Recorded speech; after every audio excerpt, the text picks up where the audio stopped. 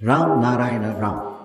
ఇప్పుడు మన పని ఏమిటంటే యుద్ధ సమయంలో 1 సంవత్సరం పనిని 6 నెలల్లో పూర్తి చేస్తారు. ఎమర్జెన్సీ సమయంలో ఇదే విధంగా అందరికీ తెలియజేస్తారు. మహానుభావులు ఒకే విధంగా పాల్గొంటారు. అవతారములని పిలవబడే వారు కాదే, జన్మత సిద్ధులుగా ముక్త స్థితితో వచ్చిన వారు. వారిలో కొందరు నిర్ణయించుకున్నారు, నేను 10 లక్షల మందిని తీసుకెళ్తాను అని. మరికొందరు, నేను 10 కోట్ల మందిని తీసుకెళ్తాను అన్నారు. ఇంజిన్ అయ్యి అన్ని బోగీలను లాగడం ఏ ఒక్కరికి సాధ్యం కాదు. బోగీని ఇంజిన్గా మార్చితే అది అలసిపోయిపోతుంది.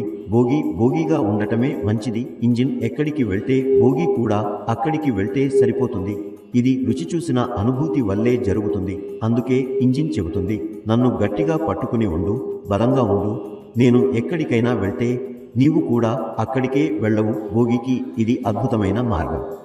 నా మాట అక్కడికి చేరేందుకు ఉంది. పరిమితితో కలిసి సాగిపోతే ఆ ఇంజిన్ వేగం పెరుగుతుంది. నీవు కూడా ఇంజిన్ అవుతావు. ప్రతి ఒక్కరిలోనూ ఆ శక్తి ఉంది.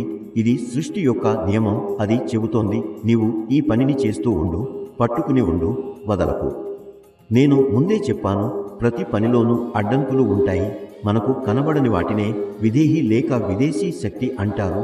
అవి ఎప్పుడూ అడ్డుపడవు, కానీ ఆటంకాలను సృష్టిస్తాయి. ఈ ప్రవాహంలో అడ్డంకులు కలిగిస్తాయి. ఎందుకంటే ఒక విషయం 21 కోట్ల సంవత్సరాలలో జరిగే విధంగా ఉంటే, అదే విషయం 21 రోజుల్లో జరిగితే అడ్డంకులు రావడం సహజమే.